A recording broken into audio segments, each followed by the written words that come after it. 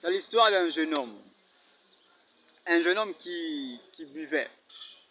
Un jeune homme qui fumait. Un jeune homme qui se masturbait. Un jeune homme qui était captif des esprits des eaux.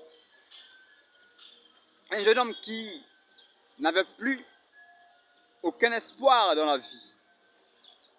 Un jeune homme qui avait sa vie complètement ruinée, complètement détruite.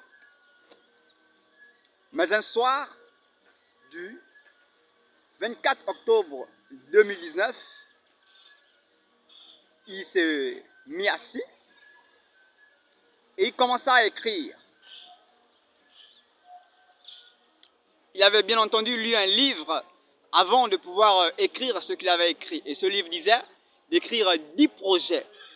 10 projets qu'il avait besoin de réaliser avant la nouvelle année, c'est-à-dire l'année 2020. Parce que ce jeune homme a écrit tout simplement toutes ces choses au cours de l'année 2019.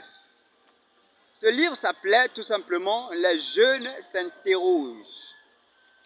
Ce jeune homme s'est assis et il a commencé à écrire des choses. Il a écrit des choses. Et la chose la plus extraordinaire qu'il lui écrite autant pour moi, a tout simplement été le fait de dire, ou alors d'écrire tout simplement que devenir chrétien en 2019, et ce jusqu'à la fin de son parcours sur la terre, afin de croître sa spiritualité. Un jeune homme qui était païen, qui ne connaissait pas Dieu, qui était séparé de Dieu à cause de sa nature adamique, n'ayant pas encore reconnu Jésus comme son Seigneur et son Sauveur personnel, il a dit, il faille justement que je devienne chrétien en 2019, et ce jusqu'à la fin de son séjour sur la terre, afin de croître sa spiritualité. Et il lui écrit toutes ces choses. Et lorsqu'il a écrit toutes ces choses, tout simplement, eh bien, comme je vous l'ai dit tantôt, il lui écrit 10 choses. Et dans les 10 choses, il n'y avait qu'une seule chose qui s'est manifestée en ce temps-là. C'est celle, tout simplement, du fait de devenir chrétien. En 2019, ce jeune homme a connu Jésus. Jésus-Christ, le Fils du Dieu vivant, est arrivé dans sa vie, a transformé sa vie, a détruit les puissances des ténèbres.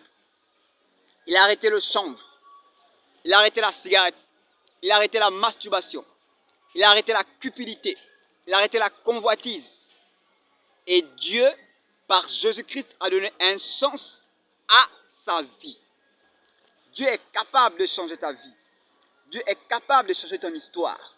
Dieu est capable de faire de toi ce que tu veux être. Ou encore, ce qu'il a prévu de faire pour toi lors de la prédestination. Alors je t'encourage à croire en Dieu. Crois en Dieu, car il est fidèle. Crois en Dieu, car il est fidèle. S'il a fait cela pour ce jeune homme, alors, pourquoi ne peut-il pas faire mieux pour toi? Garde la foi. Garde la foi. Dieu est fidèle. Shalom.